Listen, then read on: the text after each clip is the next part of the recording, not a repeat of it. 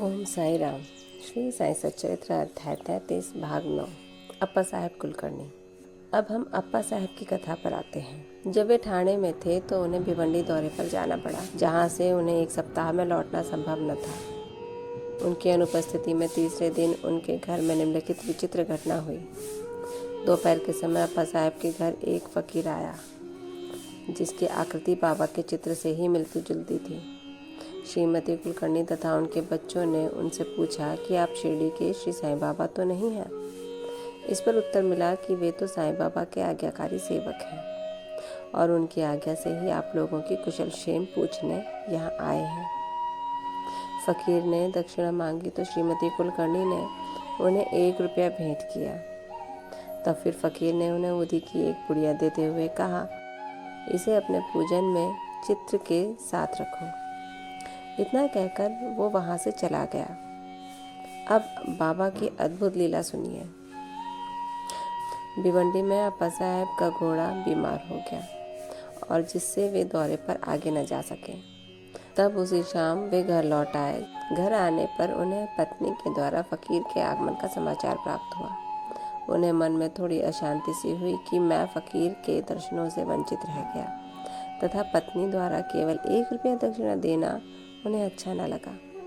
वे कहने लगे कि यदि मैं उपस्थित होता तो 10 रुपए से कम कभी न देता। तब वे भूखे ही फकीर की खोज में निकल पड़े।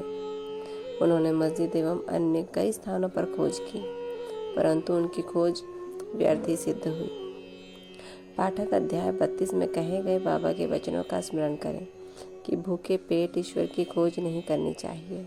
भोजन के उपरांत जब वे अपने मित्र श्री चित्रे के साथ घूमने को निकले, तब थोड़ी ही दूर जाने पर उन्हें सामने से एक फकीर द्रुत गति में आता हुआ दिखलाई पड़ा।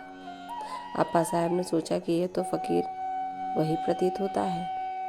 फकीर ने तुरंत ही हाथ बढ़ाकर दक्षिणा मांगी। अप्पा साहब ने उन्हें 1 रुपया दे दिया। तब वो और मांगने लगा। अब अप्पा साहब ने 2 रुपये दिए, तब भी उसे संतोष न हुआ। उन्होंने अपने मित्र चित्रे से 3 रुपये उधार दिए, फिर भी वो मांगता ही रहा। तब अप्पा साहब ने उसे घर चलने को कहा। सब लोग घर आए और अप्पा साहब ने उन्हें 3 रुपये और दिए, अर्थात कुल 9 रुपये। फिर भी वो असंतुष्ट प्रतीत होता था और मांगे ही जा रहा था। तब अप्पा साहब ने कहा कि मेरे पास तो 10 रुपये का नोट है। तब फकीर ने नोट लिए और 9 रुपये लौट आकर चला गया। अप्पा साहब ने 10 रुपये देने को कहा था, इसलिए उनसे 10 रुपये ले लिए और बाबा द्वारा स्पर्शित 9 रुपये उन्हें वापस मिल गए। अंक 9 रुपये अर्थपूर्ण है तथा नवविधा भक्ति की ओर इंगित करते हैं। देखिए अध्याय 21 में। यहाँ ध्यान दें कि लक्ष्मीबाई को भी उन्होंने अंत समय में 9 रुपये ही दिए थे। उदी की पुड़िया खोलने पर अप्पा साहब ने देखा कि उसमें फूल के पत्ते और अक्षत हैं। जब वे कालांतर में शिरडी गए तब उन्हें बाबा ने अपना एक केश भी दिया। उन्होंने उदी और केश को एक ताबीज में रखा और उसे वे सदैव हाथ पर बांधते थे। अब अप्पा साहब को उदी की शक्ति विदित हो चुकी थी। वे कुशाग्र बुद्धि के थे। प्रथम उन्हें 40 रुपये मासिक मिलते थे, परंतु बाबा की उदी और चित्र प्राप्त होने के पश्चात उनका वेतन कई गुना हो गया तथा उन्हें मान और यश भी मिला।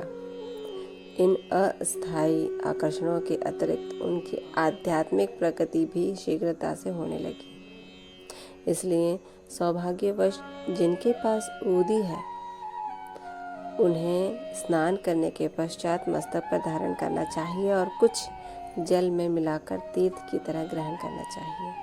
ओम साई राम। बाबा की उदी चमत्कारी है।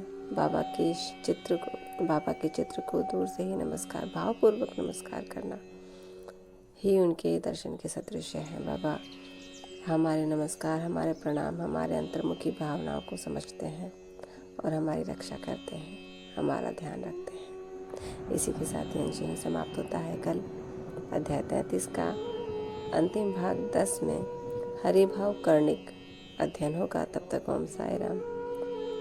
बाबा आप सब पर कृपा रखें, आपको आशीर्वाद दें और कष्टों से दूर रखें। ओम साई राम।